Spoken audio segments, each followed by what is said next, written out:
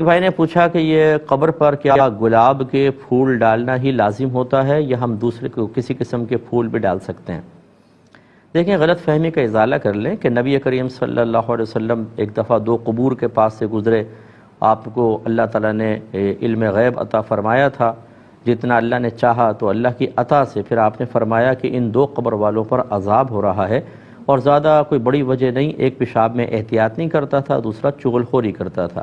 اس کے بعد آپ نے کھجور کی تر شاخ توڑی، اس کے دو ٹکڑے کیے اور دونوں قبور پہ ان کو لگا دیا اور فرمایا کہ مجھے یقین ہے. ویسے سرکار نے تو امید کا لفظ استعمال فرمایا، لیکن سرکار کی امید یقینی ہوتی ہے، کیونکہ امید میں تو شک ہوتا ہے اور نبی کو بذریعہ وحی پتہ چلتا ہے، اس لیے اس میں ایسا نہیں ہوتا. تو وہ عاجزی کے لیے یا عربوں کے اسلوب کے اعتبار سے یہ لفظ استعمال کر لیتے ہیں، ترجمہ یقین والے کرنا چاہیے. تو آپ نے شاید فرمایا کہ مجھے یقین ہے کہ جب تک یہ شاخیں تر رہیں گی ان قبر والوں کے عذاب میں تخفیف رہے گی.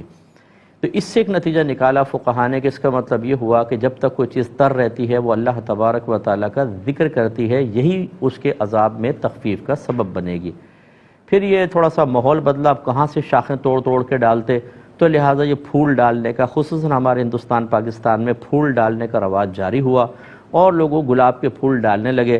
اور ارادہ وہی تھا، نیت اور قصد وہی تھا کہ جب تک یہ پھول کی پتیاں تر رہیں گی، ذکر کریں گی، تو مردے کو اس کا نفع پہنچے گا. اس کا مطلب ہے کہ اصل گلاب کے پھول نہیں تھے، گلاب کی پتی نہیں تھی، بلکہ ایک چیز کا تر ہونا اور تر رہتے ہوئے ذکر الہی کرنا اور اس سے مردے کو فائدہ پہنچنا. لہٰذا اب یہ بعض بھائی تو شاید اس سے ناراض ہوں گے، گلاب کے پھول بیچنے والے، لیکن آپ گیندے کے پھول ڈال دیں، انتہائی سستے بھی ملیں گے اور کام وہی ہوگا، کیونکہ وہ ذکر الہی کر رہے ہیں. آپ پتے توڑیں اور پتے توڑ کر ڈال دیں قبر کے اوپر، جب تک پتے تر رہیں گے وہ ذکر الہی کرتے رہیں گے. گلاب کے پھول ڈالنا ہی کوئی لازم نہیں ہے. تو یہ اتنے مہنگے کر دیتے ہیں شب برات کے اندر، جو مطلب یہ کہ 50 روپے کے شاید کلو ملتے ہیں، وہ 200 250 300 600 روپے تک کلو. اور ہمارے لوگ جو ہیں وہ کسی چیز کی ابتدا کو جاننے کی زحمت گوارا نہیں کرتے، اس کے پیچھے لاجک کیا ہے کچھ معلوم نہیں، رسم پہ چلتے ہیں. بس گلاب کے پھول ڈالتے دیکھا، گلاب کے پھول ہی ڈلیں گے. بھئی آپ کو اور پھول ڈال لیں، آپ کا کم پیسہ بھی لگے گا اور فائدہ وہی ہے. تو امید ہے کہ آپ بات سمجھ گئے ہوں گے.